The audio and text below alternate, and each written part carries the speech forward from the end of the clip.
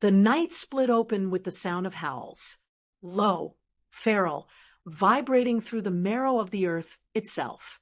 The storm-racked forest seemed alive, every branch bending beneath the furious wind, every shadow twisting into the shape of something hunting.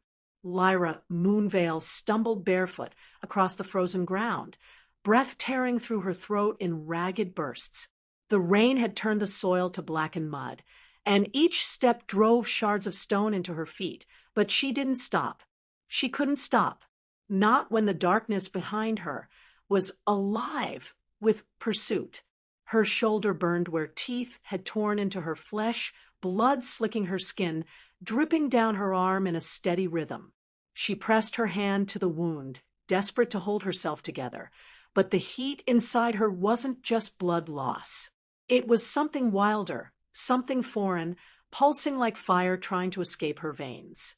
She ducked beneath a broken branch and collapsed against the roots of a lightning-struck oak, chest heaving, body trembling. Her eyes darted through the storm, searching the trees. She could hear them, footfalls heavier than wolves, faster than men. Shapes moved just beyond the rain's veil, circling, waiting. Her breath fogged in the icy air, every exhale a beacon to whatever hunted her. She pressed herself tighter into the roots, heartbeat thundering, so loud it drowned the storm. It felt like the whole forest could hear it. Lightning split the sky, and for one breathless instant, her shadow leapt across the ground. She saw herself clearly, barefoot, blood-soaked, eyes wide with terror. And there, in the palm of her trembling hand, a flicker of light. Not flame, not lightning. Something silver, searing, alive. It licked up her skin in a fragile thread of fire before vanishing, leaving her gasping. Her fingers trembled around the glow. She didn't understand it, didn't want to. All she knew was that it scared her almost as much as the howls closing in. Her body curled inward, torn between running and collapsing, between surrender and survival. She had been hunted before. She had been cast out before. But this was different. This time, the forest itself seemed to lean closer, listening, waiting to see if she would rise or be swallowed. The rain struck her face in cold lashes, blinding her, but her mind was louder than the storm. 1,000 voices, memories, warnings, her own broken thoughts collided inside her skull. You're cursed. You're dangerous. You'll bring ruin. Her chest tightened. She wanted to believe she could keep running, but the truth clawed at her. She wasn't running from them anymore. She was running from herself. The wound on her shoulder pulsed again, sharp and demanding. The teeth that had cut her had done more than draw blood. They had marked her, claimed her, bound her to something she didn't understand. The howls rose again, closer now. She could feel the ground quiver as paws, or feet, struck the earth.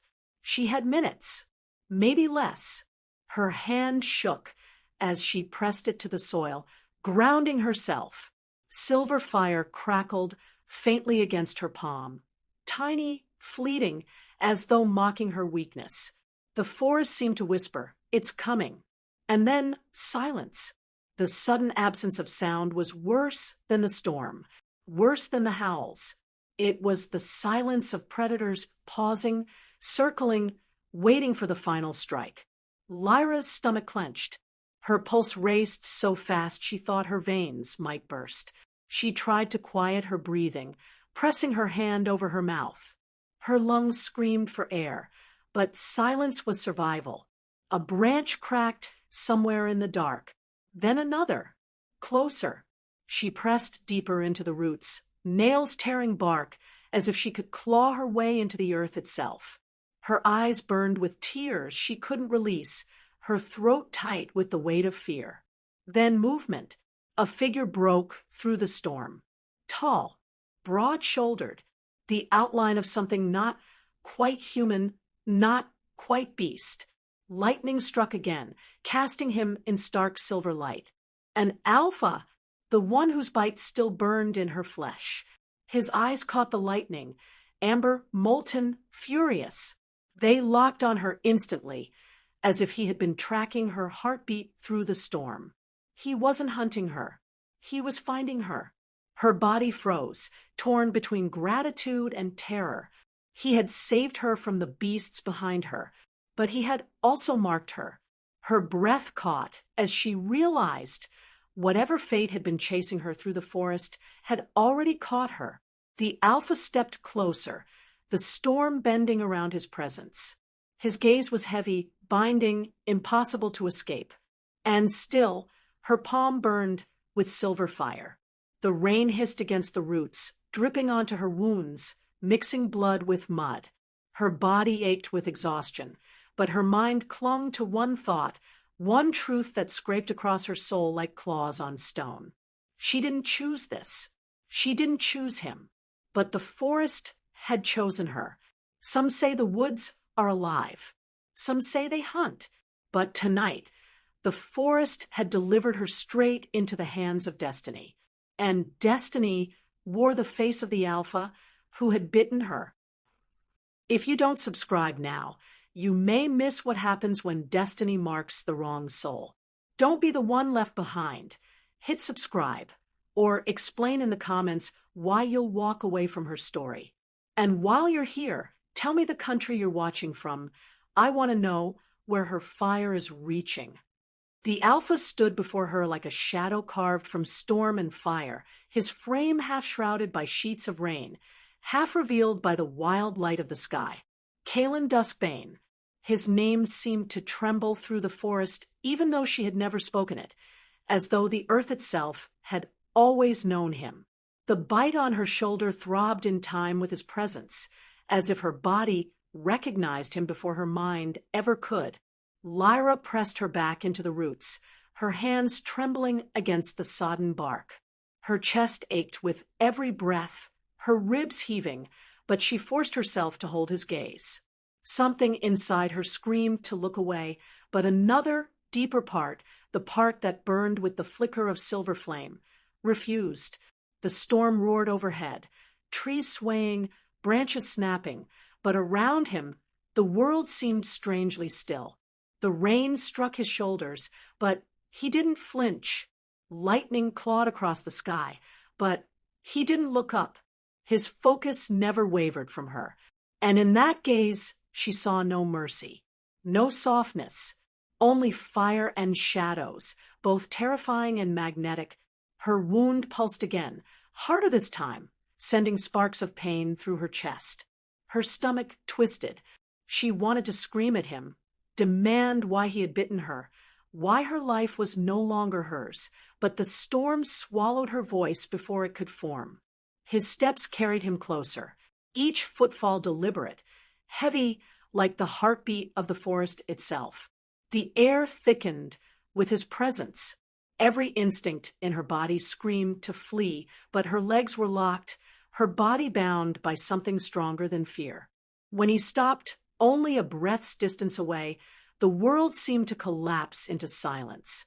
No howls, no wind, just the weight of him standing over her. And then it happened again. Silver fire sparked across her palm.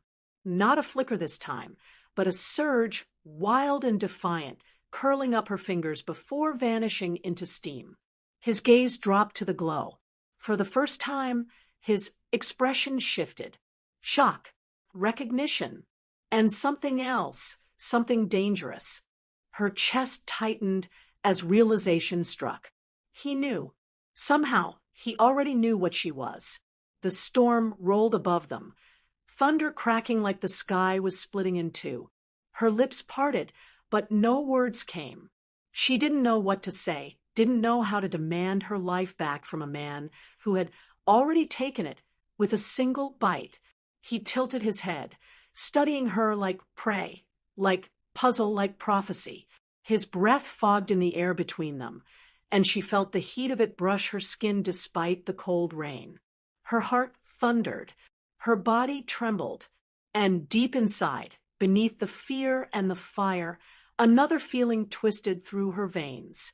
A pull, a tether, a connection she didn't choose but couldn't deny. The bite had done more than wound her.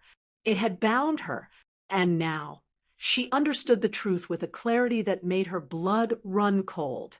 She was his, not by choice, not by love, by mistake. Her chest caved inward with the weight of it, tears pricking her eyes, fury clashing with terror. She wanted to fight it, to break free, but the bond pulsed like a chain wrapped around her soul. Her vision blurred. She wanted to scream. She wanted to collapse. Instead, she pressed her trembling hand to the wound, silver fire licking faintly against her blood, as if even her curse refused to bow to him. For one fragile heartbeat, she thought she saw conflict in his eyes, a shadow of something almost human. But then, just as quickly, it was gone. Another howl split the night. Closer, louder. The forest shook with the weight of predators converging. Kalen's head turned sharply toward the sound, shoulders tensing. When his gaze snapped back to her, it was laced with warning. Not words, not comfort, just a silent truth carved into his expression. If she didn't move, she would die here. Her body rebelled, frozen in fear. Her chest heaved. Her nails dug into bark. She couldn't move. She couldn't breathe. And then he reached for her. The world contracted to the sight of his hand, calloused, scarred, extending into the storm. Every nerve in her body screamed to recoil. But beneath the fear, beneath the fury, the bond burned hotter, urging her forward, dragging her soul toward his like gravity. Her hand trembled as silver fire sparked once more, flaring between them in a fragile arc. Rain hissed against the glow. Lightning reflected in his eyes. For one impossible moment, she hovered between choice and surrender, freedom and fate. And then the forest roared.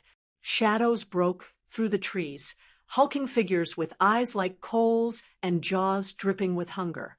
The rival pack, their snarls ripped through the silence, teeth bared, claws tearing into mud as they charged. Lyra's pulse shattered. She wanted to run, but her body wouldn't obey. Kalen moved first, his form blurred, shifting with a speed that split the air. Muscles surged, bones cracked, fur bristled. In seconds, the man was gone, and in his place towered a beast of fire and fury, a wolf so massive the storm itself seemed to stagger. His growl rolled through the forest, a sound older than thunder, deeper than death. The rival wolves froze for only a breath before lunging, claws flashing in the lightning's glow. Lyra pressed into the roots, eyes wide as chaos exploded before her. Rain turned red as fangs tore flesh, mud churned beneath pounding paws, and the storm drowned beneath snarls and screams.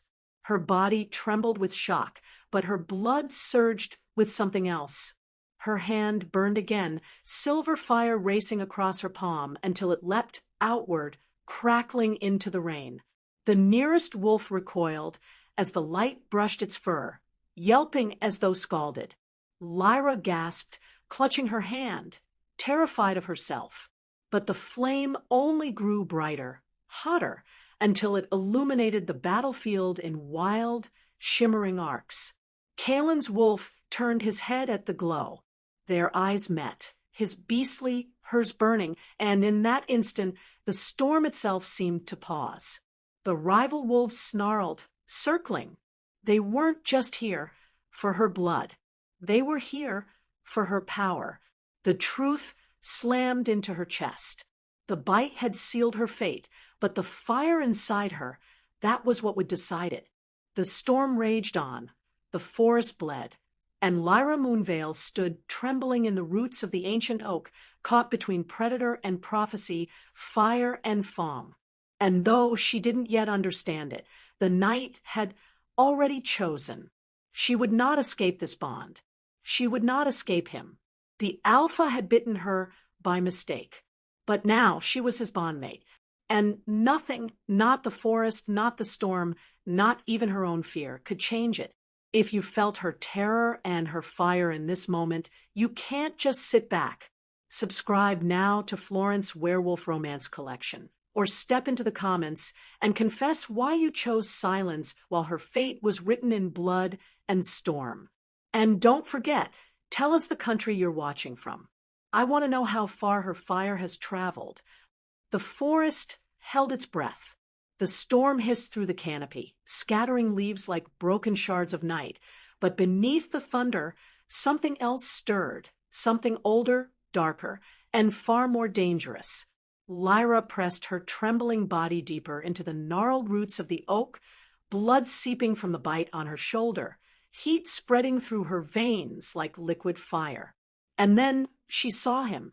A figure stepped from the mist, towering, broad-shouldered, carrying the kind of scars that spoke of battles too cruel to name. His eyes burned like embers fanned to life, glowing against the storm-dark haze. His presence filled the clearing before a word left his lips. The alpha of the Shadowfang pack, Kalen Duskbane.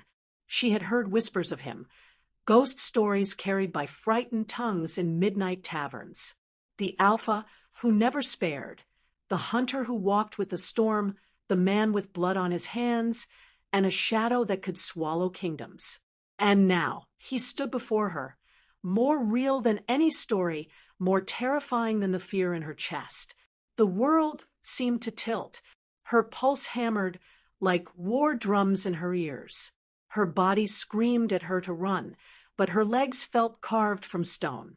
Every instinct told her she wasn't prey anymore, not after that bite. She was something worse, something claimed. His gaze locked on her shoulder, the wound he had left. She saw the flicker in his face, recognition, guilt, and something darker, heavier. He knew the truth before she did. His breath rose slow, controlled, but inside, she could feel the war raging. He had bitten her in the chaos of battle, when bloodlust clouded reason. He hadn't meant for this.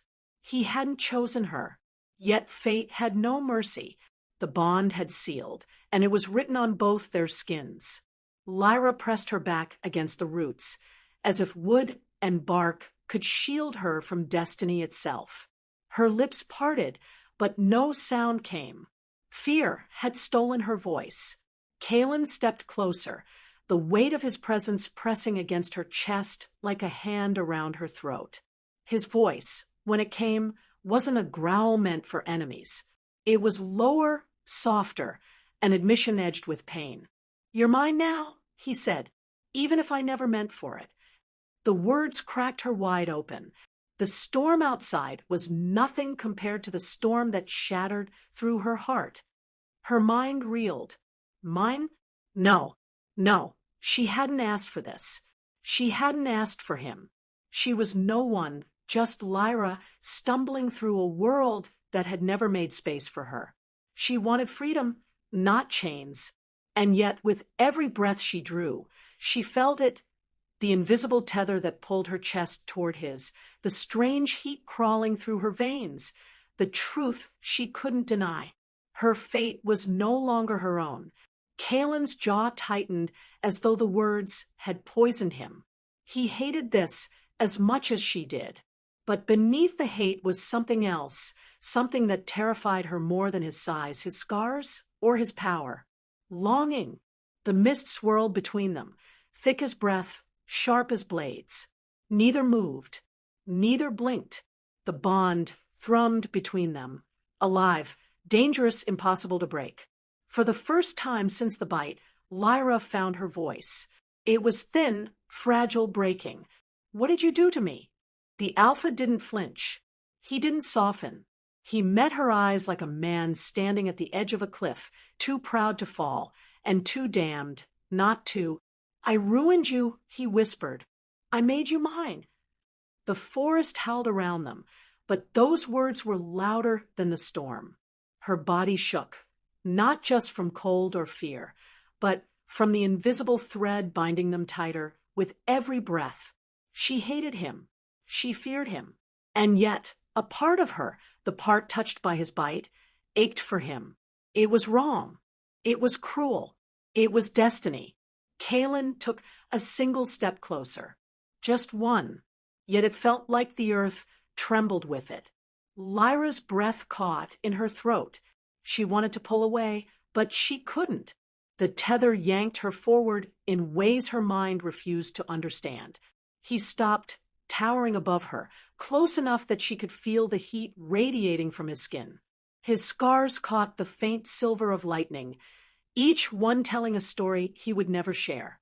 His hand flexed at his side, as though fighting the urge to reach for her. "You should hate me," he said, voice breaking like gravel underfoot. "I do," she whispered, but the way her chest rose, the way her lips trembled, the way her body leaned despite her mind, he saw the truth, and she hated herself for it. The bond had teeth, and it was already sinking deep. Kaelin's eyes burned brighter, the storm reflecting in his irises. He dragged in a breath, as though forcing himself back from the edge. His presence was overwhelming, but his control was crumbling. He wasn't just the predator. He was the prisoner. She didn't know whether to cry or scream. Every part of her life had been built on surviving unseen, keeping small, never standing in anyone's path. And now here she was, standing in the path of the Alpha himself, claimed by a man she couldn't trust, tied to a destiny she never wanted. He lowered his head, just enough that his breath brushed her cheek. She shivered, not from cold, from something raw, something that dug deep, and refused to let go. "Say my name," he murmured. Her lips parted, heart racing, the bond clawing at her will. "Kaelin." And the forest itself seemed to bow. The moment cracked like lightning, splitting the sky. His name on her tongue sealed, something older than either of them, binding bone to bone, soul to soul. She felt it ignite under her skin, a blaze that no storm could extinguish. Kaelin stepped back sharply, as though burned by her voice. His jaw clenched, his fists tightening until his knuckles went white. His eyes darted away, unable to look at her, because looking at her meant surrendering to something he couldn't control.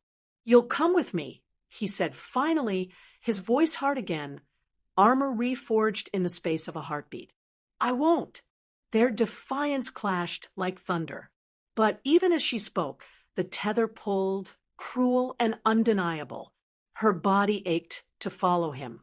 Her blood sang with his command, but her spirit screamed against it. He turned, the storm pulling at his cloak, his figure swallowed by shadows, and mist. Yet even as he walked away, the bond pulled taut, yanking her chest as if the world itself refused to let them part. Lyra pressed her palm against the wound on her shoulder, tears mingling with rain. She wanted to rip it away, to tear the mark from her skin. But she couldn't, because it wasn't just a wound anymore. It was a promise, and promises made in blood never broke. The storm roared, the forest bent, and the night whispered of a story that had only just begun. If you felt that pull between them, if you felt the storm in your own chest, drop a comment with the country you're watching from. Let's see where in the world this bond has reached. Lyra staggered through the storm, every step heavier than the last. The forest had never felt so alive, never felt so cruel. Branches clawed at her arms, rain slicked her skin, mud pulled at her feet, but none of it compared to the war inside her chest. Her body no longer felt like her own. The wound burned, alive, pulsing with something she couldn't fight. With every beat of her heart, she felt him, his strength, his fury, his longing, threads of his existence stitched into her blood. She wanted to scream. She wanted to tear it all out, to find freedom again. But freedom had died the moment his teeth met her skin. The forest opened into a ridge, the land stretching beneath her like a broken kingdom of shadow and storm. Lightning split the sky, throwing light across the valley below. And there, through the haze, she saw them. Wolves, dozens of them, massive, black-furred beasts pacing in the clearing, their eyes glowing with unnatural fire. A pack. His pack. Her breath hitched. She wasn't supposed to see this. She wasn't supposed to be here. The bond tugged, hard, as though her very veins were chains pulling her toward them. Her knees weakened. She dug her nails into the dirt, trying to resist, but resistance was a lie. She was already theirs, already his. A rustle behind her. The hairs on her neck rose. She turned sharply, too late. A shadow moved from the trees, massive and fast. A wolf lunged, eyes burning, teeth bared. Lyra screamed, stumbling back, her body frozen in terror. But before the beast could touch her, the air split with a roar so powerful it shook the ridge itself. Kalen! He was faster than thunder, faster than her fear. One moment the wolf was in the air, the next it was slammed to the ground with a force that cracked the earth. Kalen stood over it, half-shifted, his form caught between man and beast. His claws dug into the wolf's throat, his eyes blazing with fury. Mine, he snarled, his voice not human, not wolf, but something greater. Alpha, unchallenged. The wolf whimpered, tail tucking, body caving under the weight of his dominance. Kalen released it with a shove, and it scrambled back into the shadows, vanishing into the storm. Lyra's heart hammered against her ribs. She had seen power before, but never like this. He hadn't just fought the wolf. He had commanded it, broken it without breaking himself. But it wasn't victory she saw in his face. It was rage. Not at the wolf. At her. What are you doing here? His voice cut like a blade, sharp, furious. Her lips trembled. She wanted to scream at him, to curse him, to tell him he had no right to ask her anything. But the bond betrayed her. Her voice came out smaller, weaker than she wanted. I didn't mean to. You shouldn't have followed. His eyes burned through her, every word heavy with anger. But beneath the anger, fear. Because he knew, the closer she came to his world, the deeper she fell into it. I didn't follow, she snapped, her voice breaking louder this time, sharper than she expected. I can't stop it. It's pulling me. Kalen, I can feel you inside me. Every step, every breath, it's you. Do you think I want this? Her chest heaved, tears mixing with rain. She had never spoken so raw, so open. And the look on his face told her the truth he'd never admit. He felt it too. Kalen's jaw tightened. His fists curled. The storm howled between them, but neither moved. Finally, he turned his face away, staring at the valley below. His voice dropped, low, ragged, almost breaking. This bond, it destroys everything. It'll destroy you. Her breath caught. She had expected denial. She had expected cruelty. She hadn't expected this. A confession. A warning. Her chest pulled tight. Part of her wanted to believe him, to think this was regret, that somewhere inside that scarred, merciless Alpha was a man who hadn't wanted to ruin her life. But another part whispered darker truths. Maybe he wasn't warning her for her sake. Maybe he was warning her for his own. The pack below howled, a chilling chorus that rose into the storm. Kalen stiffened, every muscle tensing. His pack called for him. His world demanded him. And now, because of the bond, it demanded her too. He turned back to her, eyes blazing with command. You'll come with me. Her lips parted, trembling. I won't. The words struck like thunder. For a heartbeat, silence. Then his expression darkened, shadows spreading across his face like nightfall. He stepped closer, so close the storm bent around him, so close she felt the heat radiating off his skin. You don't understand, he said, voice low, dangerous. If you fight this, it'll break you. The bond doesn't forgive. It doesn't wait. You resist, you die. You hear me? You die. The words hit harder, than his presence. She stared up at him, rain dripping from her lashes, chest aching, breath breaking. She wanted to deny it, to spit in his face, to claim her freedom even if it killed her. But somewhere deep inside, the bond whispered the same truth. It wasn't a choice. It was survival. Her knees weakened. Her will wavered. And Kalen saw it. For a moment, something flickered in his eyes. Relief, pain, hunger. He reached for her, his hand trembling as though caught between pushing her away and pulling her closer. But before his fingers could touch her, the forest exploded. A shriek split the night. Not wolf, not human, but something else. Shadows poured from the trees, shapes too twisted to belong to nature. Red eyes gleamed, claws glinting. Kalen's head snapped toward them, his body coiling like a predator ready to strike. "Stay behind me," he growled. Lyra's breath hitched. She didn't argue. She couldn't. The shadows surged forward, dozens of them, creatures born of nightmare. Kalen roared, shifting fully this time, his form breaking, bones snapping, fur bursting across his skin. The alpha appeared, a massive black wolf, taller than any beast she had ever seen, stood where the man had been. His eyes glowed like fire, his presence shaking the ground itself. The pack below howled in answer, but Kalen didn't wait. He lunged. The clearing erupted into chaos, claws tearing, teeth snapping, shadows shrieking. Lyra stumbled back, her heart pounding, eyes wide. She wanted to run, but the bond anchored her. She couldn't look away. Kalen tore through the creatures like storm and steel, every movement a blend of fury and grace. But no matter how many fell, more poured from the trees. The night was endless, and so was the battle. Lyra's chest burned. Fear clawed at her throat. But beneath the fear was something worse, something she couldn't escape. Every strike he landed, every wound he took, she felt it. The bond carried it into her bones, into her blood. His rage became her rage. His pain became her pain. His hunger, his fury, his need, it was hers. And it broke her.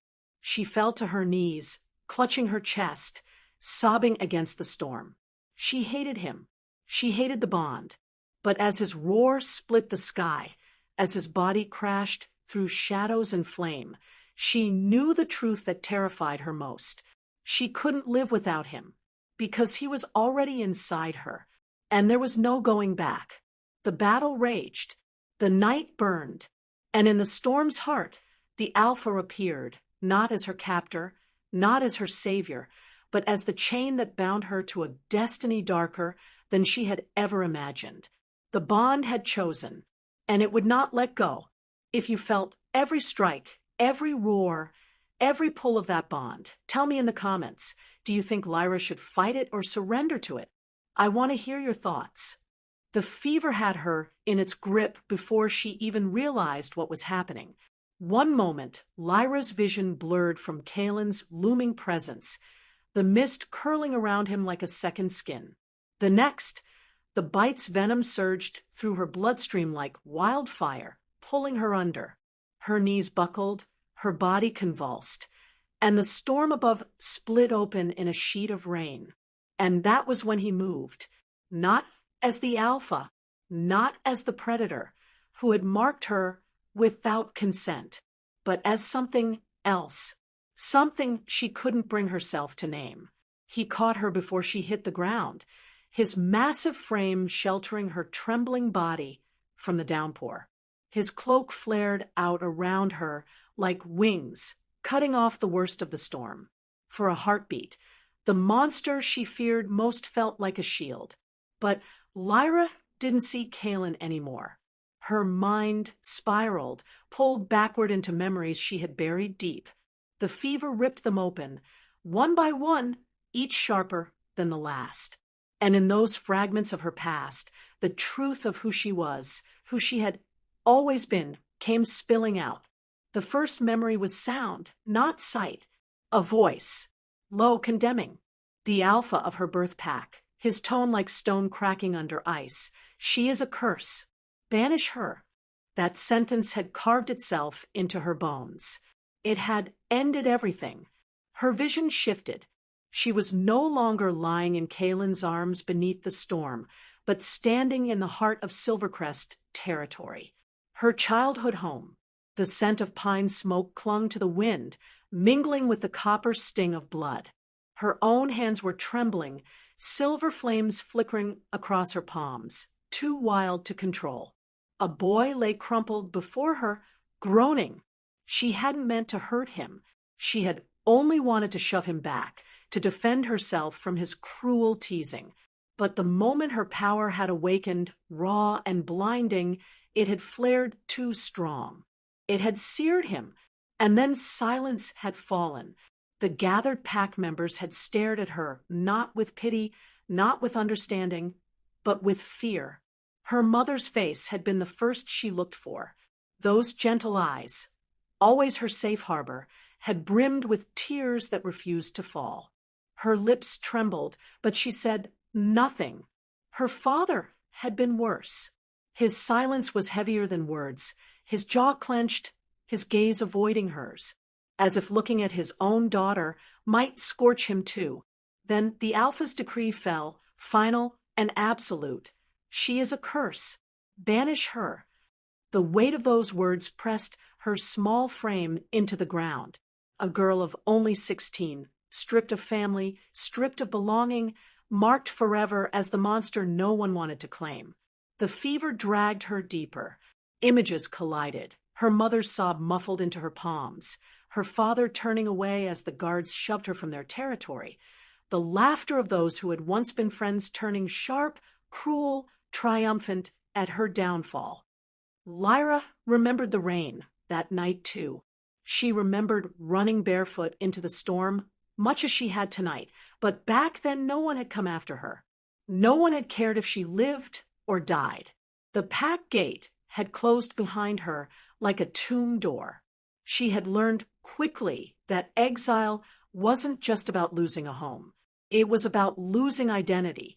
Without a pack, you were prey, and prey did not survive long in a world of predators.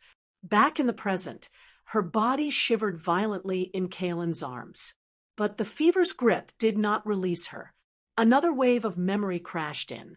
This one was quieter, slower, a fragment of a night she had tried to erase.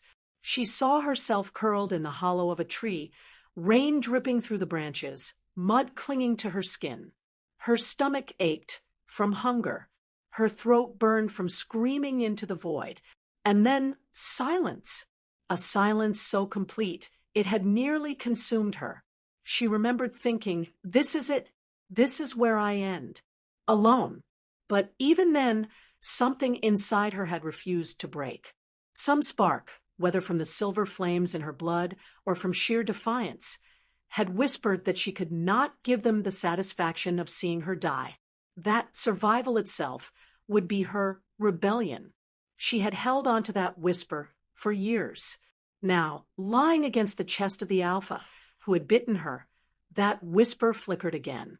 Weak but present, the fever dragged her down another layer. And this time, it wasn't rejection she remembered. It was rage. She saw her own reflection in the river after weeks of exile, her hair wild, her cheeks hollow, her eyes rimmed with firelight that did not belong to any normal wolf. Her hands had glowed faintly silver in the moonlight, and she had sworn, with her teeth clenched, that she would never beg for acceptance again. No Alpha would ever own her. No pack would ever hold her leash. Yet here she was, bound to Kaelin Duskbane by a bite she had not chosen. Her vow crumbled like ash against reality, and the weight of that betrayal, by fate itself, threatened to crush her more than any exile had. The fever broke her body, but the memories broke her spirit. Tears she had never allowed herself to shed in exile slipped down her cheeks now, streaking through the rain. Her chest hitched against Kaelin's, her breaths shallow, ragged, fighting for air. And for the first time, Kalen saw it. Not just the fierce, stubborn woman who had resisted him. Not just the wounded stranger carrying power she didn't understand. But the girl who had been cast out. The girl who had been told she was unworthy of love, unworthy of belonging. Something in him shifted. The alpha who had sworn never to feel, never to soften, never to be chained by weakness, felt a crack split open in his chest. A crack made of guilt, of recognition, of something dangerously close to empathy. And as he brushed the wet strands of hair from her burning forehead, Kalen realized the truth. This wasn't just about the bite. This wasn't just about fate. This was about her. Lyra, the girl who had survived exile. The girl whose power terrified everyone else. The girl fate had placed in his arms as though daring him to prove he was more than the monster he claimed to be. The storm raged on around them, lightning ripping across the sky. But in that moment, Kalen's grip tightened, his growls softening into something only she could hear. He whispered, not with command, but with something raw, something broken. "You are not a curse. Not to me." Her fevered body shuddered at the sound, as though somewhere in the haze of memory she heard him, and though she did not yet trust him, though the bond between them was fragile, unwanted, and carved from pain, a seed had been planted, the kind of seed that could either bloom into salvation or burn them both to ash. The fever raged inside her like wildfire. Lyra's body shook, her skin hot to the touch, her breath coming in uneven bursts that fogged the air around her. The bite throbbed with a heat so intense it felt like molten iron had been poured beneath her skin. Her strength faltered, her knees buckling, and in that fragile moment she stumbled against Kalen. The alpha's arms caught her before she struck the cold earth. His body was solid, unyielding, but his grip trembled faintly, as if holding her meant holding back a storm inside himself. Rain poured harder, streaming down his scars, dripping from his jaw, soaking the fabric, clinging to her shivering frame. He lowered her carefully beneath the shelter of a leaning oak, his movements sharp, precise, but there was no mistaking the care threaded through them. His hand hovered just above her wound, his breathing ragged, as though each second of her suffering twisted deeper into him. The rain washed over them, but he angled his body so the worst of it fell on him, shielding her from the downpour as much as his frame could allow. Her fever burned, so high she could no longer hold on to the present. Her eyes rolled back, her lashes fluttered, and she slipped into memories she had buried deep, memories clawing their way free now, as if the bite had unlocked every wound she had tried to forget. In the haze of sickness, she was no longer under the storm with Kalen. She was back in the Silvercrest stronghold. The great hall smelled of pinewood smoke and iron. Faces surrounded her, their eyes filled with cold judgment. Her alpha's voice cracked like a whip across her heart. "She is a curse. Banish her." The words had been final, not just a decree but a death sentence to her spirit. Her mother had wept silently, clutching her hands until the guards tore them apart. Her father had not met her eyes. Silence was his answer, and silence hurt more than any blade could have. Lyra had begged. She remembered her own voice, young and desperate, breaking the still air. "I didn't mean to. It was an accident. Please don't do this to me." But their faces never softened. The mark of her silver flame had frightened them too much. It had scorched the training yard, nearly killed the boy who had taunted her. Power she had never asked for, power she couldn't control, had sealed her fate that day. Her last memory before exile was her mother collapsing as the gates slammed shut. Her cries still echoed in Lyra's ears years later, cutting through every attempt at forgetting. Her body jolted in the present, the fever dragging her deeper. She whimpered aloud, words slipping unbidden from her lips. "Don't leave me! Please don't let them take me!" Kalen froze. His chest tightened painfully at the sound of her broken plea. His instincts, alpha instincts, warrior instincts, told him to stay detached, to remind himself she was nothing but a complication, a wound he had inflicted. But the sound of her voice trembling in agony carved into him. He bent lower, his shadow swallowing her fragile frame, his hand pressing lightly against her clammy forehead. He whispered, not to her, not even to himself, but into the storm around them, "I won't." And in that moment, Kalen Duskbane knew he had already broken one of his own unyielding rules: never care. But Lyra's fever did not relent. Sweat drenched her skin, her body convulsing as flashes of her past tangled with the present.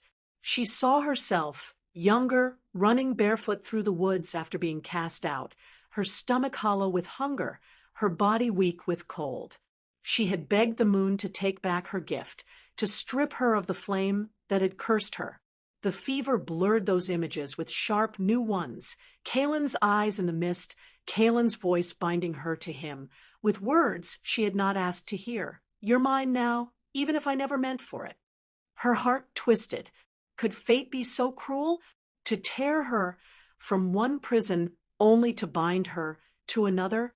But beneath the torment, there was something else. A thread, a strange heat that wasn't just fever, it was connection. His presence tethered her, holding her spirit from slipping into the abyss completely. She hated it. She needed it.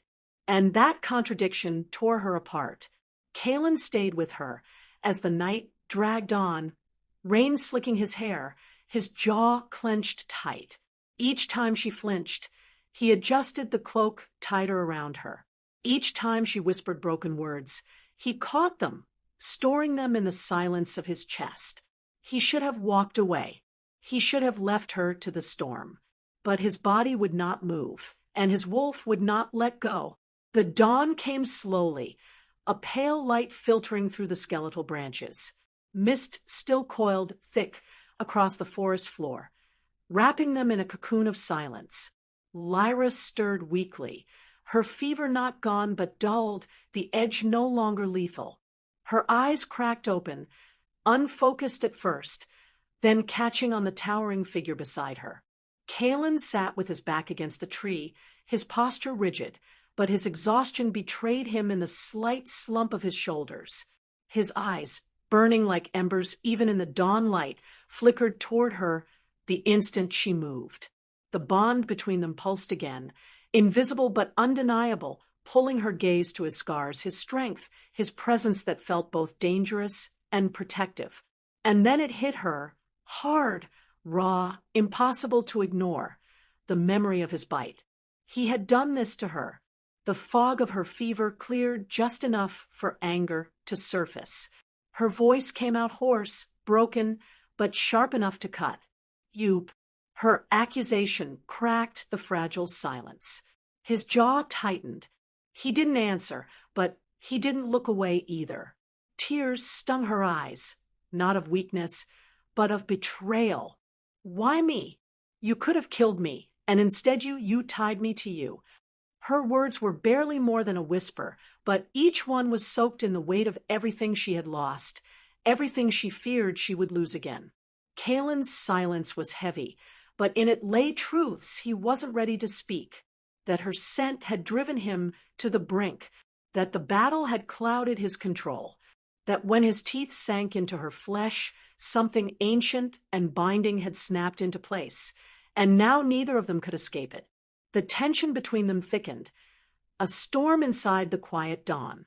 Lyra turned her face away, tears slipping into her hair. She didn't want him to see them. She didn't want him to see that part of her still longed for the safety he had given her in the night, even as the rest of her wanted to tear free of the bond he had forced on her. Kalen's hand flexed against his thigh, as though fighting himself. Then, with a rough exhale, he finally spoke. His voice was low, rasped raw from silence. "You think I wanted this?"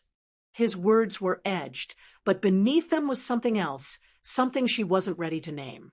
Her heart clenched, because she didn't know the answer, and part of her feared that if she did, It might break her even more. The forest stretched quiet around them, mist curling tighter, as if the world itself held its breath for what would come next.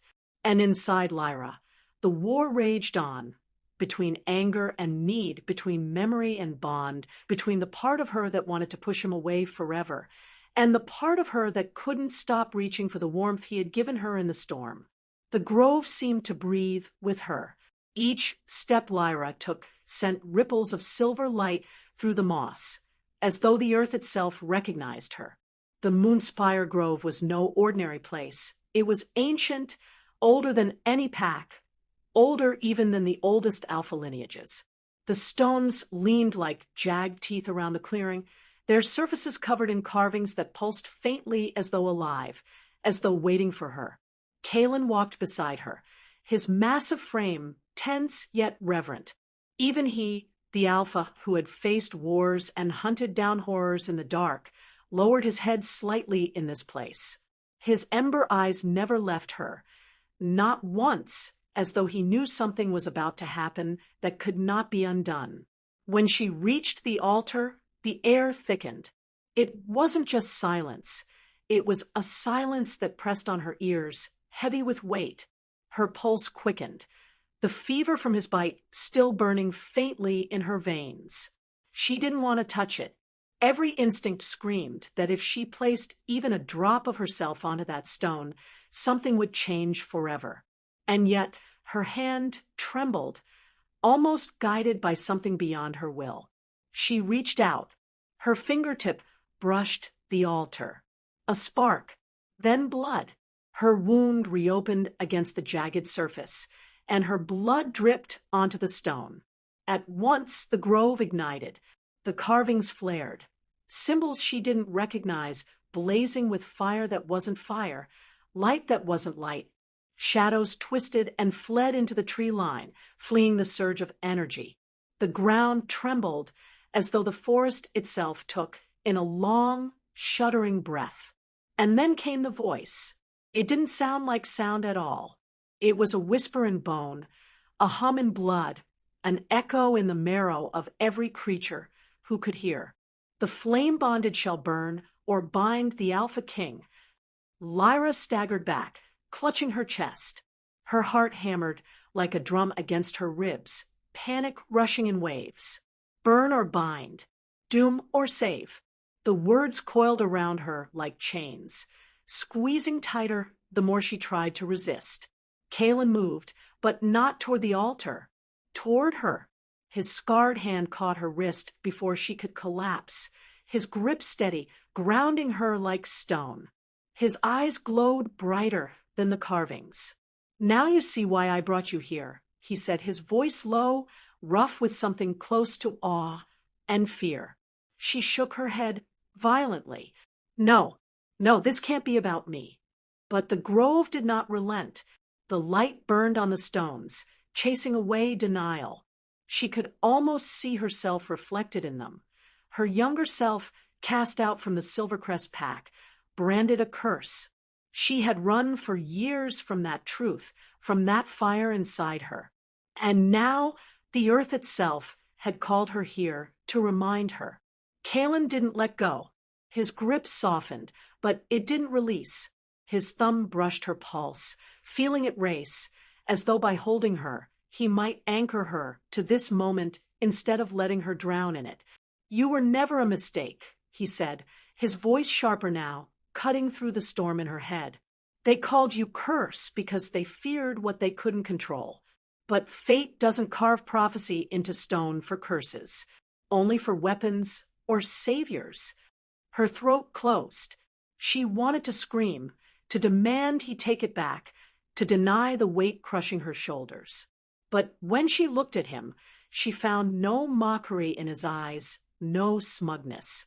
Only truth, only that raw, brutal honesty she had never been given in her life. Still, fear cracked through her chest like glass. "What if I burn you?" she whispered. "What if it's me who ends you?"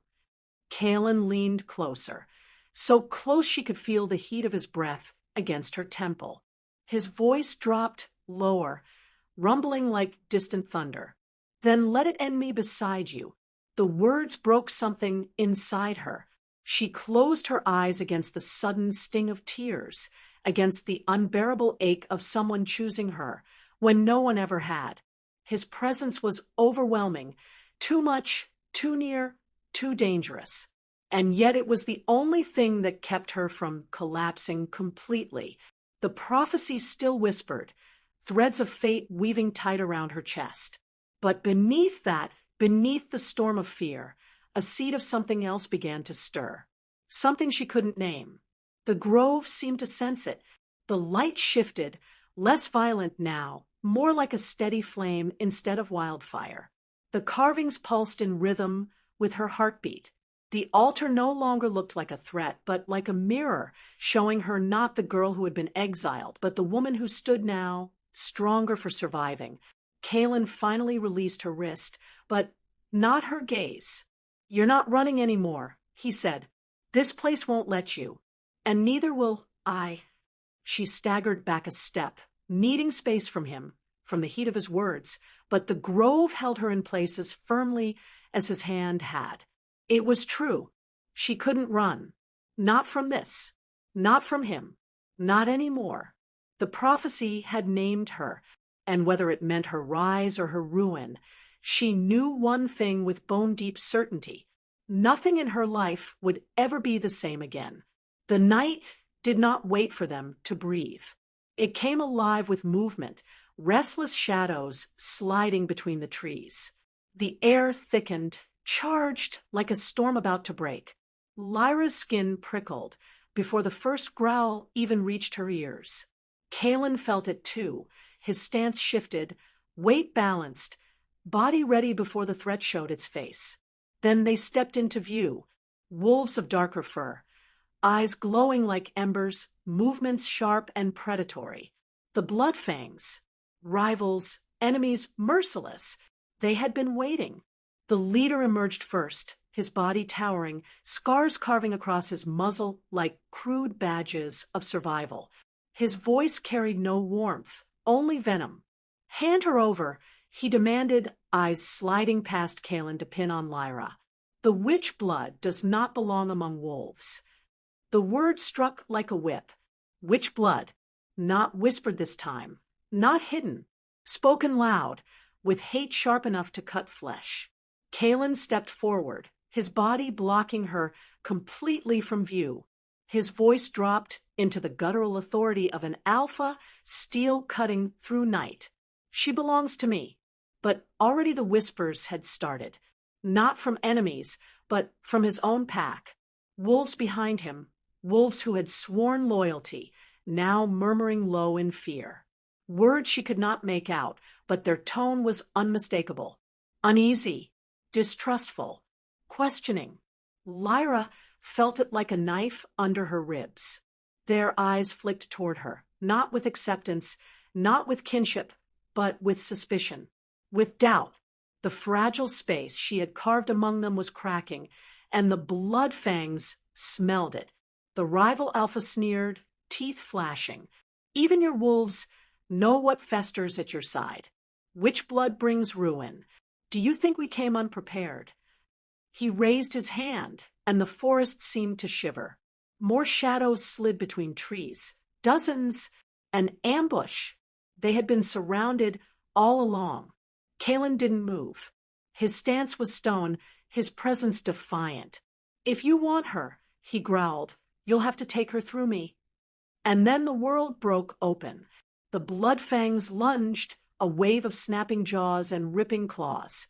Kaylin roared, his body shifting mid-leap, fur tearing through skin, bones cracking into the shape of a predator. His wolves followed, though not all with the same fire. Some hesitated, torn between their alpha's command and the fear seated in their hearts. Lyra stumbled back as the clash erupted before her. Claws against claws, bodies colliding with bone-shaking force, growls ripping the silence into shreds. The forest floor churned with the fury of wolves locked in ancient war. And still, her heart raced not only with fear, but with guilt. She was the reason this was happening. She was the spark that had drawn this storm down upon them. The Bloodfang leader's eyes found her in the chaos. He broke from the fight, his massive form cutting through bodies, claws dripping red. He came straight for her. She froze. For a moment, she froze. Then something inside her flared. Hot, wild, uncontrollable. It surged from her chest, down her veins, into her hands. Fire. Not flame like a torch, but raw, white-hot sparks that burned with no source. They leapt from her skin, snapping like lightning, streaking through the air to strike the ground between her and the advancing wolf. The earth sizzled. Grass turned black. The rival alpha halted mid-stride, eyes widening at the sight. And so did everyone else. The battle did not stop, but its rhythm shifted. Heads turned, eyes widened. Even Kaelin's own wolves faltered mid-swipe. For one terrible breath, both packs saw the same thing. Not a girl, not a wolf. Something else. Something dangerous. The fear in their eyes cut deeper than claws ever could. Lyra's chest heaved. She hadn't meant to. She hadn't known she could. But the proof burned before them. Undeniable, impossible to ignore. The whispers rose louder now, sharper, crueler. Witch, curse, doom. And then came the words that shattered what little ground she had left. A voice from behind her, not enemy, but ally, one of Kaelin's wolves, voice trembling with fear. She'll get us all killed. Send her away before it's too late. The Bloodfang alphas snarl twisted into a grin. He had planted his seed, and Kaelin's own wolves watered it for him. The fight pressed on, but it was no longer just claws against claws. It was loyalty against fear, love against survival. Lyra stood frozen, watching Kaelin carve through enemy wolves with relentless fury, his body bleeding, his movements fierce. But even as he fought for her, she could feel the weight crushing in around them, the question he would soon be forced to answer. Choose his people, or choose her. And the answer, whatever it was, would break them both. The forest reeked of blood. Bark splintered where claws raked against trees. Soil churned into mud beneath trampling paws. The air itself seemed to howl with the feral storm unleashed. Kaelin was a whirlwind of violence, his fur darkened with streaks of red, his fangs locked in the throat of one attacker, while his claws tore into another. Around him his pack fought, but cracks were showing, hesitation in their strikes, fear in their eyes each time they glanced toward the girl at the center of it all. Lyra! She stood trembling, breath ragged, eyes wide as sparks still danced faintly across her fingertips. The magic burned inside her like a wild, coiled beast desperate to break free, but she fought it down, terrified of what else it might do, terrified of herself. Across the battlefield, the Bloodfang alpha's laugh cut through the chaos, a cruel, guttural sound. You see, even her own power betrays her. She is no wolf. She is ruin wrapped in flesh. His words were not just for his own. They were for Kaelin's wolves. And they heard him. The shift was subtle at first. A hesitation here, a staggered retreat there. Then whispers turned to shouts. She'll bring the hunters down on us. Which blood curses every pack it touches. Alpha, send her away before the rest of us die. The voices sliced through Lyra's chest like knives. She wanted to scream, that she hadn't meant to, that she had no control, that she was not their enemy. But the words lodged in her throat, suffocated by fear and shame. Kaelin roared, the sound shaking the very trees. Enough! For a heartbeat, even the enemy paused. His command carried the weight of an alpha, deep and unyielding. His golden eyes blazed through the night, pinning both his wolves and the Bloodfangs alike. She is under my protection, he snarled. Any wolf who raises fang or voice against her, raises it against me. The words burned with authority, But though his wolves lowered their gazes, the fear in their scent did not fade. They had obeyed, yes, but not believed.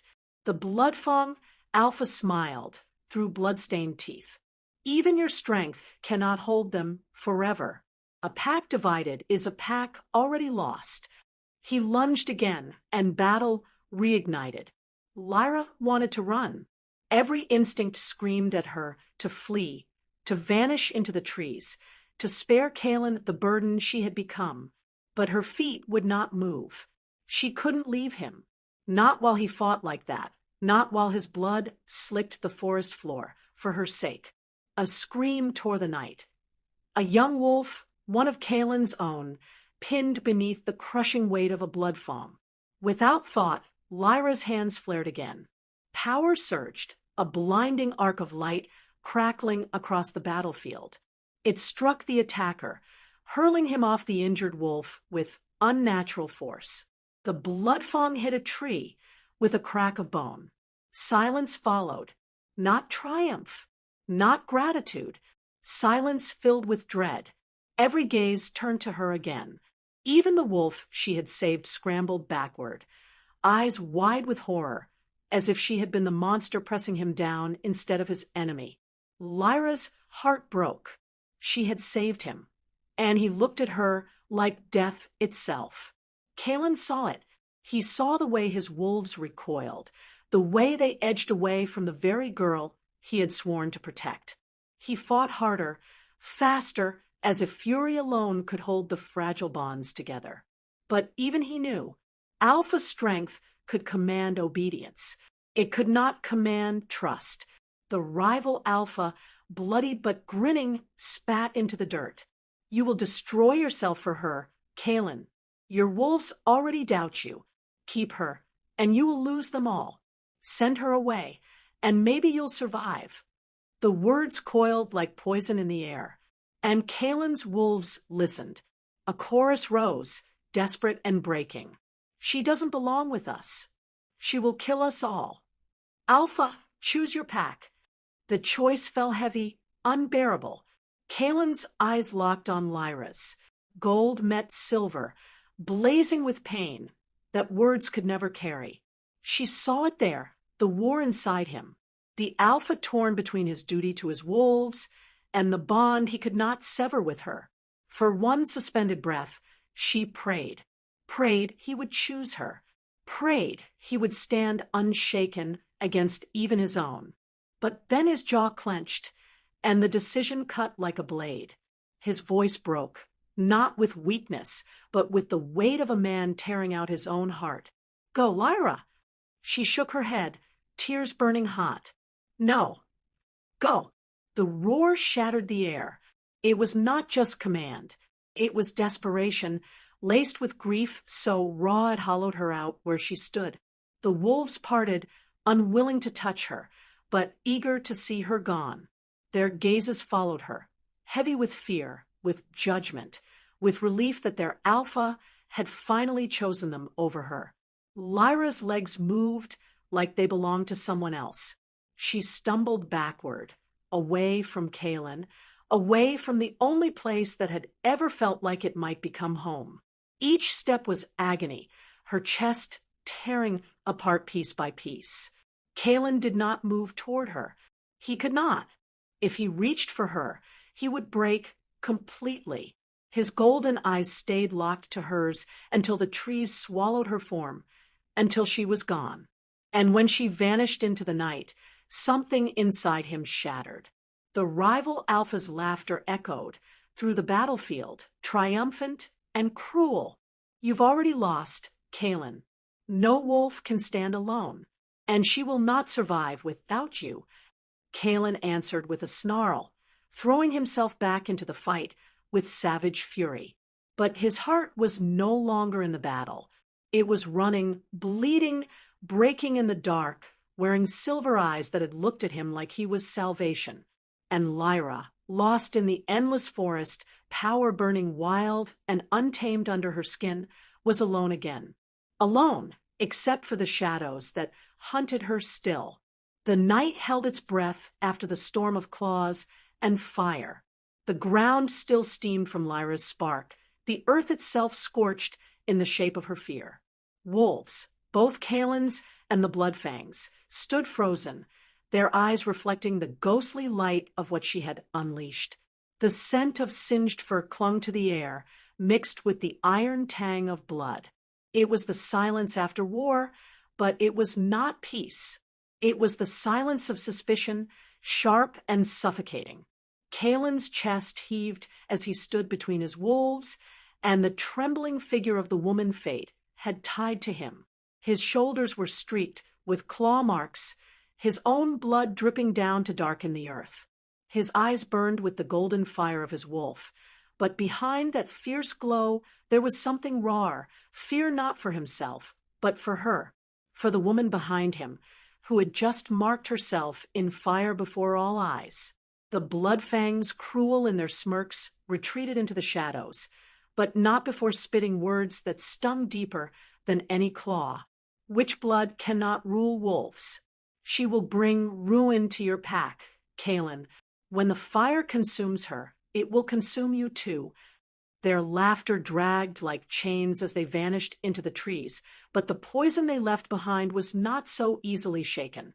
Whispers grew like weeds among Kalen's own wolves.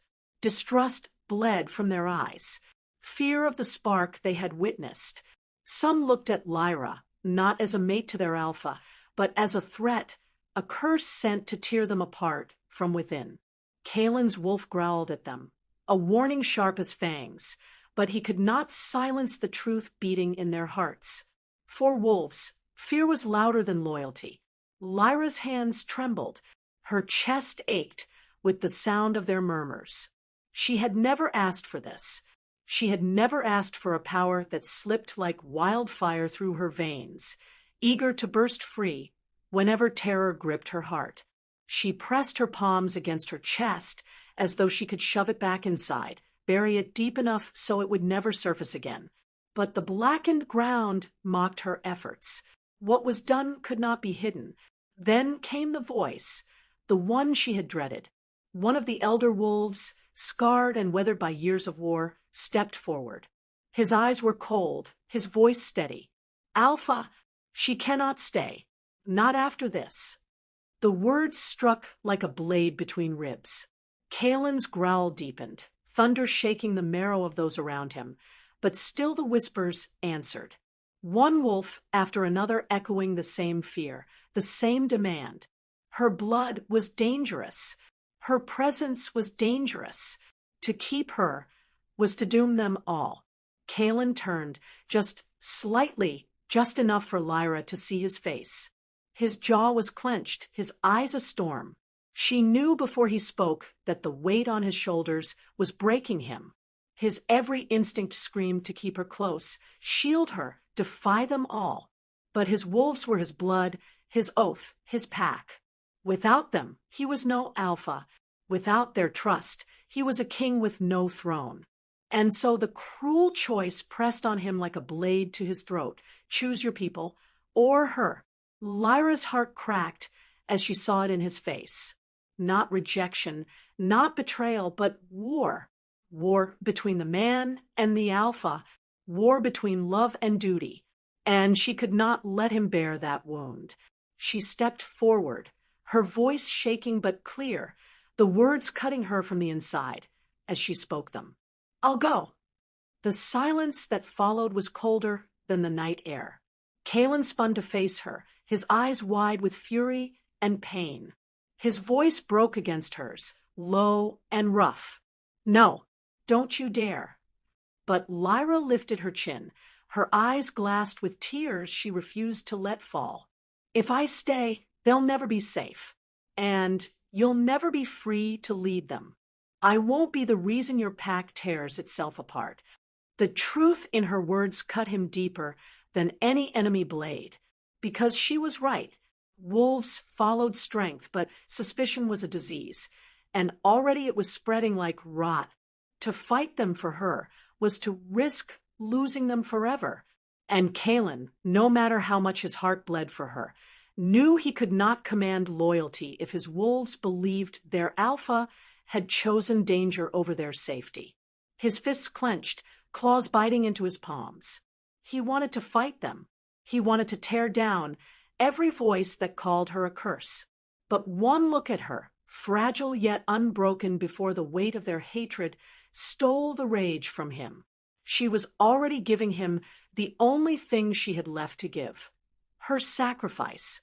The pack parted in silence as Lyra stepped back, her body small against the vast shadows of the forest. Her feet dragged, her every step tearing at the tether between them. She wanted to scream, to beg fate to change its mind, to demand why it had given her this bond, only to rip it apart. But she did not scream. She did not cry. She walked. Kaelin's chest heaved, his wolf howling in agony inside him, but he stood still. To stop her now, in front of them all, would undo everything she had just given him. She was protecting him even as she bled inside, and he could not break that gift with selfishness. So he stood in silence, his heart breaking, his gaze locked to hers as distance grew between them. Their eyes held across the dark like two stars refusing to dim. 1,000 words unsaid, 1,000 touches denied. And then the trees swallowed her. The pack exhaled as though a storm had passed, but for Kaelin, the storm had only begun. His wolves believed they were safe now, but he knew the truth. She was alone in a world that already hunted her, alone with a power she could not control. And he, Alpha Warrior King, had let her go. The taste of ash filled his mouth as he turned from the place she had vanished. His wolves bowed their heads in respect, but their loyalty was ash compared to the fire that had walked away from him. He had chosen them, yes, but his soul had gone with her. And as the night deepened, a vow formed in his chest, fierce and unbreakable. If fate thought it could use fear to separate them, it had underestimated him. The bond between them was not so easily cut. The world could turn against them. The packs could rise. Even the prophecy could burn them both to ash. But he would find her again. He would stand beside her, even if it meant tearing down the throne fate had built beneath his feet. Because she was not his curse. She was his fire. And Kaelin had never feared the flames. The cave swallowed them whole, its mouth jagged like broken teeth against the night. Inside, shadows stretched long, shifting with every flicker of the small fire Kaelin built. The flames spat and hissed, throwing bursts of orange across rough stone, illuminating the damp walls that held their secrets. Lyra sat close to the fire, her arm trembling from the shallow wound scored across her skin. Blood had slowed now, dark and sticky against pale flesh, but the pain was sharp, a constant reminder of the chaos outside. Her breath shook with each exhale, fogging faintly in the chill of the cave. Kaelin crouched before her, hands steady, gaze unyielding. His claws had retracted, but his body still carried the raw energy of the fight, muscles coiled tight as though battle might return at any second. His touch, though, was unexpectedly gentle as he pressed damp cloth to her arm. He didn't flinch when she hissed in pain. He only held her with a stillness that seemed impossible for a creature forged of violence. The silence between them was heavy, filled not with comfort, but with questions neither dared to voice. The cave listened like a witness, stone walls echoing the quiet beat of their hearts. Kaelin's eyes rose to hers, and in that unguarded moment, she saw what he always tried to bury, scars deeper than any wound the body could hold. The firelight painted lines across his face, revealing the small ridges at his temple, the faint slash across his jaw, the long pale scars that trailed down his shoulder. But his eyes were what undid her. They were eyes of a wolf who had seen too much, who carried the weight of both protector and executioner. Eyes that burned when they should have been soft, yet tonight they wavered, almost human in their fragility. He broke the silence, voice low, almost torn from him. I lost control tonight. The words seemed to scratch the cave walls as they left him. Lyra's chest tightened, She knew what he meant, though he did not need to say it. The memory of his teeth sinking into her flesh burned at her throat, more alive than the wound itself. A bond forced, a bite neither of them could forget. His hand tightened around the cloth, knuckles pale, but his eyes did not leave hers. When I bit you, it wasn't strategy. It wasn't survival. It was something else. Something I couldn't stop. The fire popped, showering sparks into the air, like fleeting stars.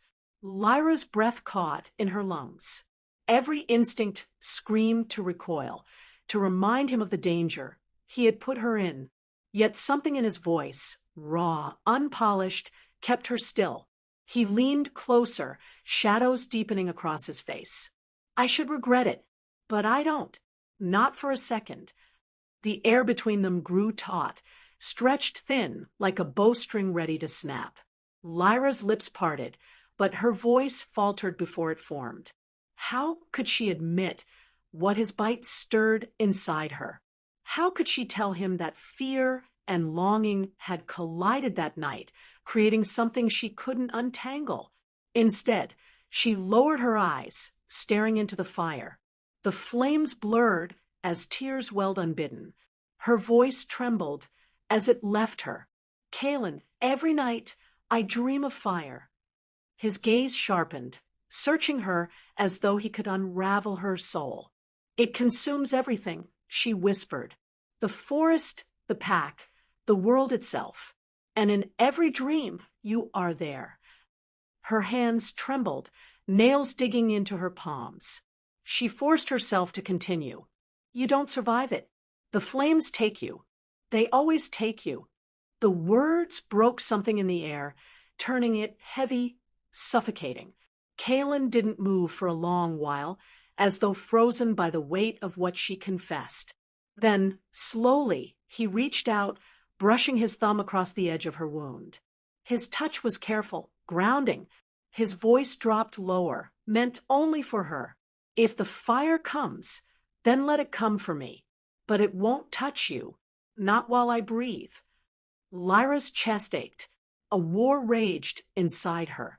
The desperate need to believe him, to let herself rest in the promise of his protection, and the brutal knowledge that she could be the very spark that destroyed him. The fire cracked again, a warm rush of heat brushing her face. She lifted her eyes to his, and the world narrowed. The cave, the stone, the cold, all fading until there was only the two of them. His breath mingled with hers, his face close enough that she could see the faint tremor in his jaw, the way his resolve and desire fought in silence. Her pulse thundered in her ears. The cave no longer felt like a prison, but like a suspended moment outside of time. He leaned closer, and she swore she could feel the shadow of his lips before they touched.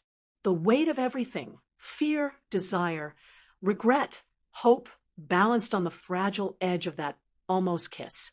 Her body leaned in before her mind could catch it, drawn not by choice, but by gravity, by something older than either of them. And then howls shattered the night. Distant, but not distant enough. Wolves. Dozens of them. The sound ripped through the cave entrance, a haunting reminder that the world had not given them permission to feel this way. Kaelin froze. His hand, still hovering near her face, curled into a fist before falling away. His breath left him in a harsh exhale, as though he had been cut open by the sound. Lyra's throat tightened. The moment was gone, broken like glass underfoot. She swallowed against the sting in her chest, trying to steady herself, but the ache only deepened. Kaelin rose to his feet, his shadow stretching tall against the stone wall. He looked toward the mouth of the cave, his body rigid, every muscle on guard. The firelight caught the hard edge of his jaw, the glint in his eyes that had shifted back from man to alpha. But even as he listened to the howls echoing through the night, his gaze flicked back to her. And in that fleeting glance, she saw it. The war inside him, the choice he had been warned to make. His people, or her. And though he did not say it aloud, she knew what that hesitation meant. The world would not wait for them. The fire hissed, as though it too knew the truth. The howl from the distance was not a warning, it was a promise that the world outside their cave had not forgotten them. The blood fangs were still hunting, the whispers of Kalen's own wolves still lingered, and the night itself seemed to press against the cave mouth with claws unseen. Lyra's breath stilled. The flickering firelight painted her face in shades of gold and shadow, every contour sharpened by fear, and something heavier, something she refused to name. Kalen's hand hovered near hers, not touching, but near enough that the heat of him seemed to burn her more than the flames did. His silence was a weight she could not carry. He was staring at the cave mouth, his jaw locked, the tendons in his neck coiled tight like ropes ready to snap. His chest rose and fell, steady but strained, the kind of rhythm born from years of forcing composure when the beast inside him wanted to tear the world apart. Lyra finally whispered, her voice breaking the fragile air. "You hear them too?" Kalen didn't answer. He didn't need to. The look in his eyes said everything, the recognition, the dread, the calculation of whether he could fight them all and still keep her alive. But beneath the steel in his gaze was something softer, something he didn't want her to see but couldn't hide anymore. He turned back to her, and for the first time since the ambush, his voice cracked. Low, honest, human. I should have let you go when they demanded it. The words sliced through her chest sharper than any claw. He leaned forward, elbows on his knees, face buried in his hands. The firelight caught the scars on his knuckles, the raw reminders of every fight, every choice, every time he chose the pack over himself. His next words were quieter, bitter as blood. But I couldn't. I won't. Even if it destroys everything I've built. The silence that followed wasn't empty, it was suffocating. Lyra felt her pulse racing, her skin prickling, as though the cave itself leaned in, demanding her response. Her body trembled, not from the cold, but from the sheer gravity of his confession. She wanted to hate him for it. She wanted to scream, to remind him that he had bitten her, marked her, changed her life in ways she didn't ask for. But all she could feel was the echo of his truth vibrating in her chest. Because in her dreams, the ones she had been too afraid to describe in full, she never once saw herself running away. She always saw herself staying, even when the fire consumed everything. She shifted closer, the stone beneath her, knees grinding softly. Kalen's head lifted, his eyes meeting hers in the unsteady light. What she saw, there was no alpha, no untouchable leader of wolves. It was a man torn open, raw and bleeding in ways that no battle scar could ever reveal. Her voice was softer now, trembling but sure. I don't care if they come. I don't care if they burn. But don't you ever say you should have let me go. The words slipped between them like a vow. He flinched as if struck, then leaned back, watching her with a mixture of awe and torment. The fire crackled, a single spark leaping upward as though it too wanted to bridge the distance between them. His hand moved, hesitant, uncertain, but finally landing over hers. Rough skin, calloused and warm, pressing against her trembling palm. And in that single touch, every wall between them cracked. Her heartbeat roared in her ears. His thumb traced the ridge of her knuckles, slowly, almost reverently, as though afraid she would vanish if he held too tightly. The world outside still hunted. The night still whispered threats. But in that cave, time bent. The only truth was his hand holding hers, and the unspoken words hovering between their mouths like smoke. Their faces drew closer, inch by inch, breath mingling, hearts colliding in silence too loud to ignore. Every nerve in her body screamed for the space between them to disappear. His eyes burned with a hunger that was not just desire, it was desperation, need, a plea for her to see him, not as alpha, not as a monster, but as a man. And then, just as the universe seemed ready to fold in on itself, another howl tore through the forest. Louder, closer. Kalen's grip tightened on her hand instantly, pulling her against his chest, shielding her with his body as though the cave walls themselves could shatter. His voice, rough and urgent, broke the fragile air. "They've found us." The fire sputtered as if in fear, shadows leaping violently across the stone walls. Lyra pressed against him, her fingers clutching his shirt as the cave seemed to shrink. His heartbeat thundered under her cheek, steady but fierce, the rhythm of a man who knew the next moment could decide everything. If your heart just raced in time with theirs, don't look away. Subscribe now. Stand with them, because the hunt has only just begun, and the next howl may decide who survives. The chamber reeked of smoke and iron when the first words of betrayal cut the air. Lyra stood at the center of the council hall, shoulders squared, heart pounding so violently she swore they could hear it. Torches lined the stone walls, their flames trembling with every rising voice, as if the fire itself recoiled from the truth being spilled. Her name was dragged across the room like a curse. The witch blood, someone spat. The fireborn, the destroyer. Every syllable cracked like a whip against her skin. Kalen was at her side. No, not quite at her side. He stood close enough for her to feel the tension radiating off him, yet far enough that the silence between them cut deeper than any blade. His wolves crowded behind him, restless, uneasy, their golden eyes flicking between their alpha and the girl who had become a storm they did not understand. The rival stepped forward, the one who had waited for this moment, the one who sharpened truth into poison. His voice was smooth, his expression triumphant, as though he had been waiting for years to rip the ground out from beneath her. He spoke of prophecy, of a girl born with flame in her veins, a girl destined not to save, but to consume. "The fire will not shield us," he said, voice ringing through the chamber. "It will devour us, devour him." His eyes flicked to Kalen, cruel and certain. "Her mate is doomed to burn." The words landed like stones against her ribs. Lyra felt the chamber tilt, the torches blur, the weight of every gaze pressing into her until her knees almost buckled. And then silence, a silence more deafening than the shouting. Every eye turned to Kalen, to the Alpha, to the man who was supposed to be her anchor in this storm. He should have spoken.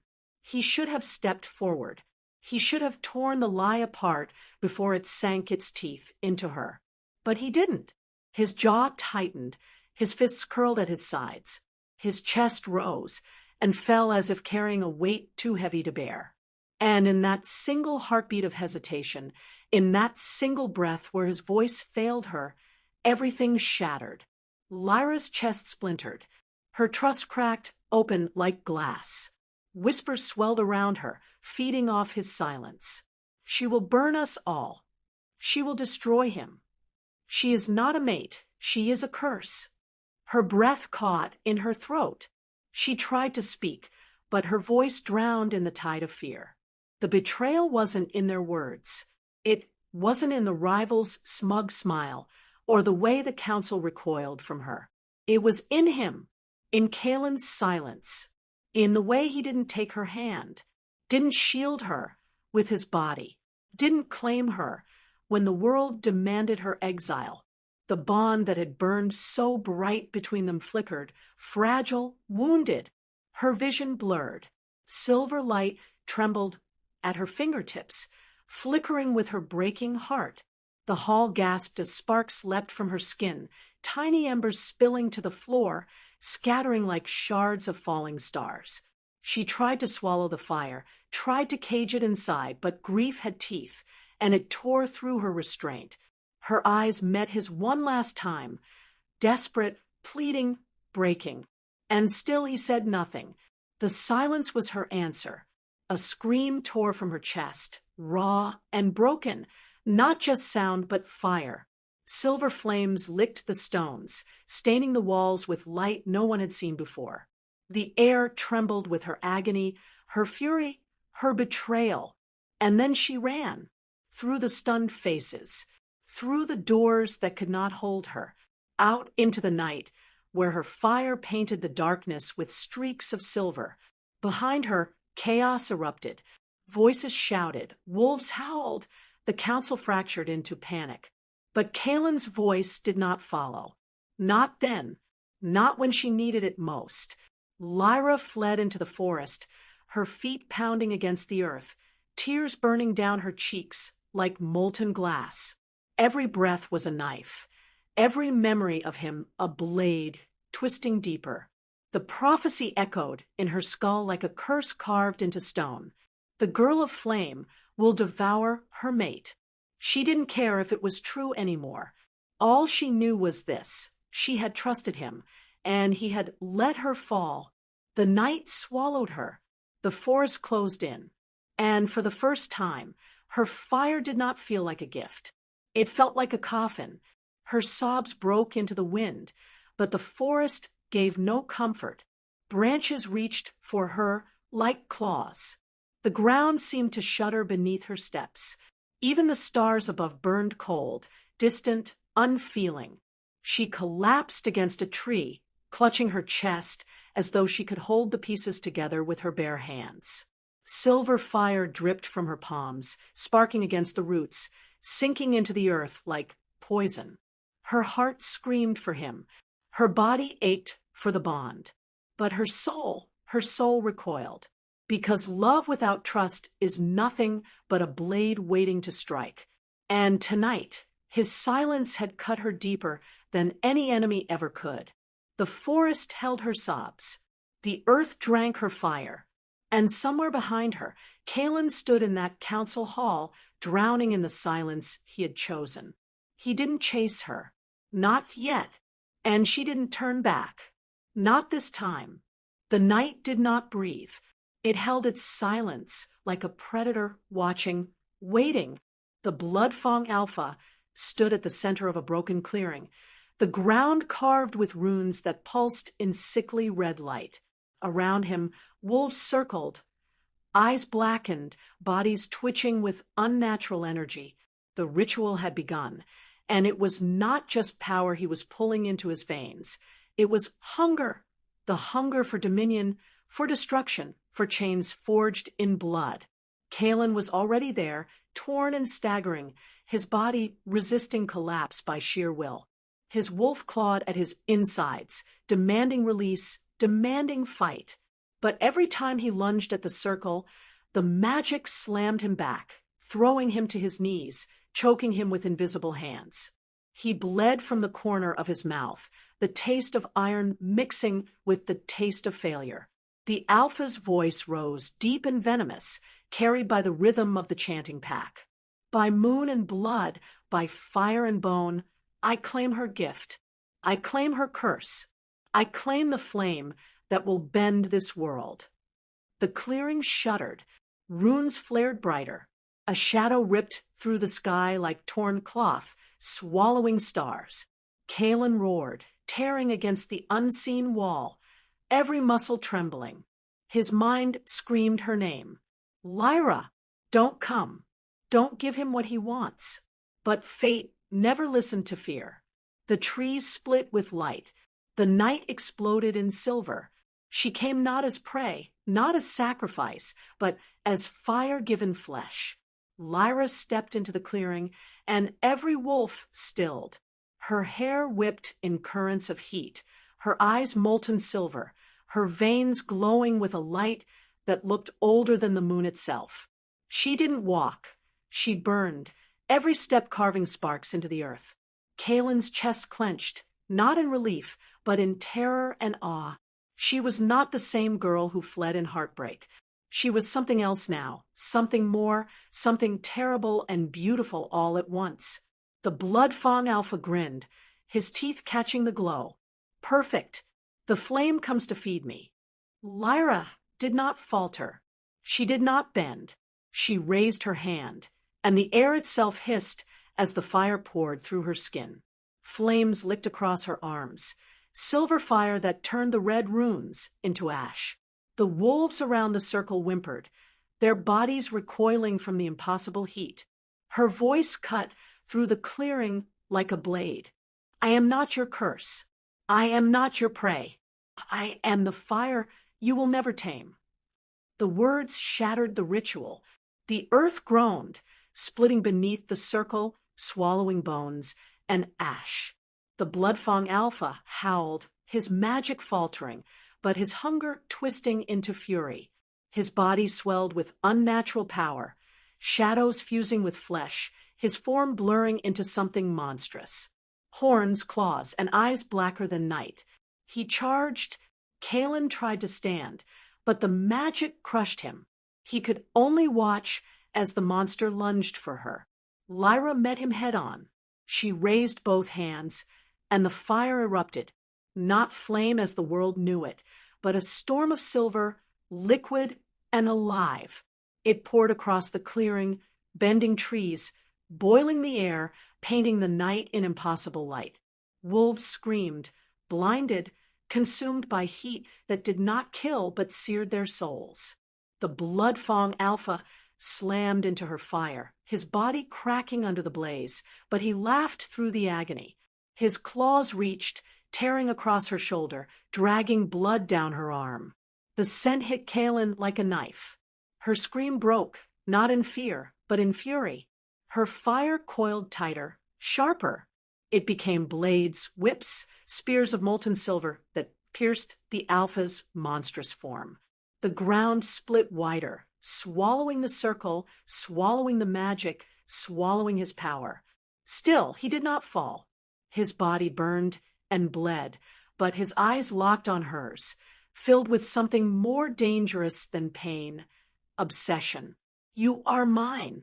You were always meant to be mine. Her chest rose, her body trembling, but her voice struck harder than fire. No, I am not yours. I am not your curse. I am the flame, and I choose who I burn for. Her fire surged one last time, a storm so blinding even the moon dimmed. When the light fell, the Alpha was gone, dragged into shadows that hissed like dying snakes. His wolves scattered, broken, their howls fading into the night. Silence. Only her fire remained, licking softly at her skin, refusing to vanish. Lyra fell to her knees, her chest heaving, her blood dripping into the dirt that still steamed from her fire. Her body shook, not from weakness, but from the weight of what she had unleashed. Kaelin crawled to her, his arms refusing to obey, his throat torn from shouting her name. He reached her side, his hands trembling as they hovered over her wounds, afraid to touch, afraid to break the fragile, burning thing she had become. Her eyes met his, not the eyes of the girl who had once hidden behind walls of doubt, but the eyes of someone who had faced betrayal, who had chosen not to shatter, but to burn. And for the first time, Kaelin did not see a mate who needed protection. He saw a force that even the gods would fear. But within that force was something that broke him more than fire ever could. Vulnerability. Her body swayed, her lips parting as she whispered, soft enough only he could hear. I don't know if I can control it. His hand cupped her cheek, heat scorching his skin, but he did not flinch. His voice cracked, raw. Then let me be the one who burns with you. The fire pulsed, answering something ancient between them, above them. The moon hung low, veiled by smoke, trembling as though it too feared what it had witnessed. The battle was over, but the whispers had already begun. Whispers of war, of a prophecy twisted, of shadows that had only retreated, not died. For Lyra, this was not the end. It was the beginning. The fire had been claimed, but so had the war that would follow it. And in that moment, as she leaned into Kaelin's trembling hold, every heartbeat spoke the truth no prophecy could twist. She was not a sacrifice. She was the flame, and the world would burn before it broke her. The night did not quiet after the flames. The world still trembled with the echo of what had just been unleashed. Smoke coiled in the trees, curling around the broken ground like a ghost refusing to let go.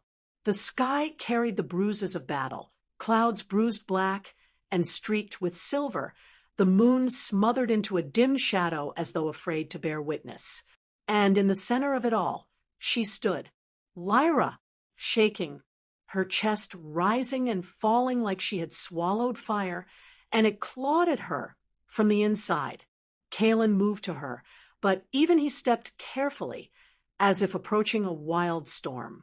His hand trembled before he reached her, not out of weakness, but because he knew what it meant to touch someone standing on the edge of breaking. Her skin still glowed faintly, veins flickering with the embers of power that had not yet settled. He brushed his fingers against hers, and though she flinched, she didn't pull away. For a heartbeat, the battlefield fell silent. Wolves that had once shouted for her blood now stared from the shadows, too afraid to move closer, too bound by the image seared into their minds, the girl with silver fire in her chest, standing like the wrath of the moon itself. But inside her, it was not triumph that burned. It was fear. It was doubt. It was the question no one else could answer for her. Was she savior or monster? Her breath hitched, and her eyes darted to the smoldering ruins of the ritual site, where her flames had devoured stone and soil alike. She remembered the screams, not just of enemies, but of wolves caught in the crossfire. She remembered the way Kalen had fallen under the weight of shadows, how close she had come to losing him, how close she had come to losing herself. Her lips parted, words spilling into the night like broken glass. I didn't want this. Kalen's hand tightened around hers, steady, unyielding. He tilted his face close enough that his voice carried only to her, a whisper too soft for the others to hear, yet sharp enough to pierce the wall she had built around her heart. Even fire can heal if you let it. His words cracked something in her, because she wanted to believe him. She wanted to believe she was more than the prophecy twisted against her, more than the curse they had named her. But the fire didn't feel like healing. It felt like hunger, and she feared one day it would not spare even him. Around them, whispers crawled. They weren't whispers of admiration. They weren't whispers of devotion. They were whispers of fear. Too much power. Unnatural. She'll burn us all. Every sound pushed deeper into her ribs, each one confirming what she already feared. No matter how many battles she fought, no matter how many times she bled for them, they would always see the fire first and the girl second. Her throat tightened. The silver in her veins pulsed, as if it too could hear their words. She clenched her fists, nails biting her palms, grounding herself in the pain. She couldn't let them see her break. Not here. Not now. But the question lingered like a blade at her throat. If she could not control herself, what would happen to him? What would happen to Kalen? The night carried no answer.